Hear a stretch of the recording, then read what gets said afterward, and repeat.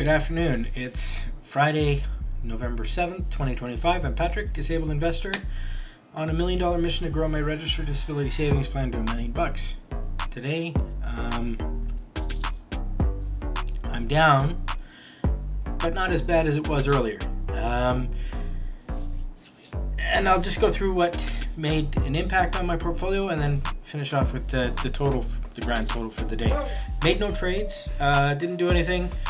It was pretty volatile today. I didn't feel like I could really add any value to my portfolio, so I didn't.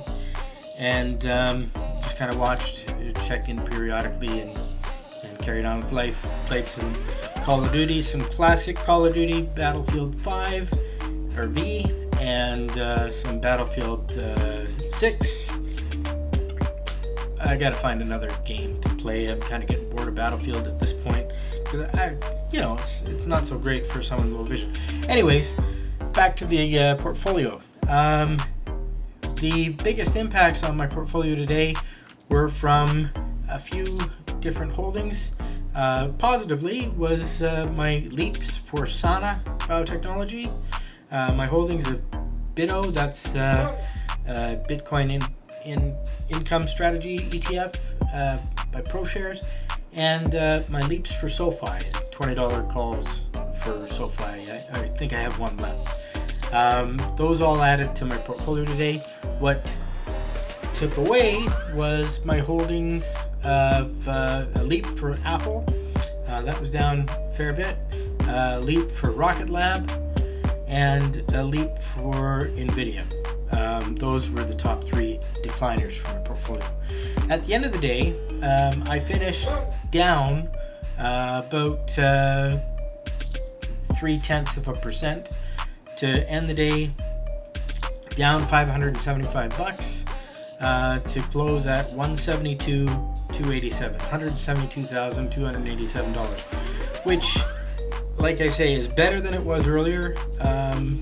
Earlier I saw it as low as 166, so that was kind of hard to watch, hence playing video games to distract from it and not overtrade or be emotional at it. So that's what I did.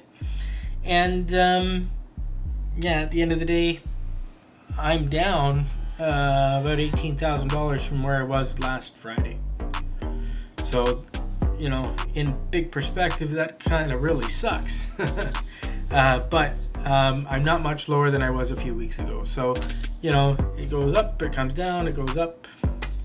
Hopefully, the doomsayer predictions about, a major recession or a great financial crisis like we had in the global financial crisis days are overblown. But who knows? There's always people saying stuff, so I'm just hoping that they're all wrong.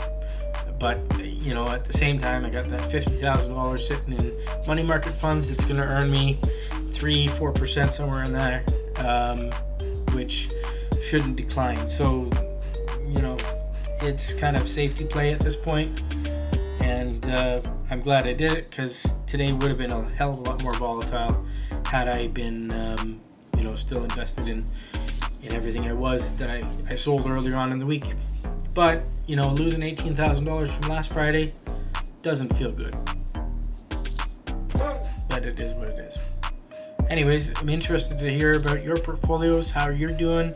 The whole point of this channel is to kind of encourage other people with disabilities and non-disabled people to invest and see what you can do. It was only a couple of years ago my portfolio was sitting at about $30,000. So, this has been all right in the last 3-4 years.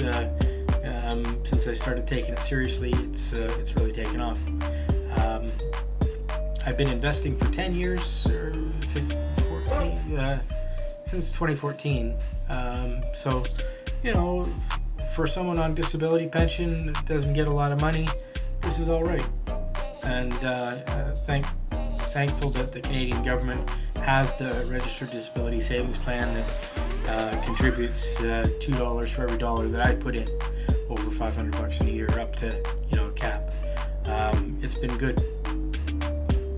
Anyways, if you don't have one, and you qualified for a registered disability savings plan, I highly suggest you get one, because when we get older is when we're going to need this money to help with life. So anyways, food for thought. Please let me know though how your portfolio is doing. If you're managing a portfolio for somebody else, be a child or a loved one who has a disability, interested to hear how it's going. I figure the more we can share with each other, the better we can do. And yeah, love to hear how it's going for you guys. Anyways, thanks for watching. Hope you all have a good weekend, and I will talk to you on Monday, if not sooner. Take care.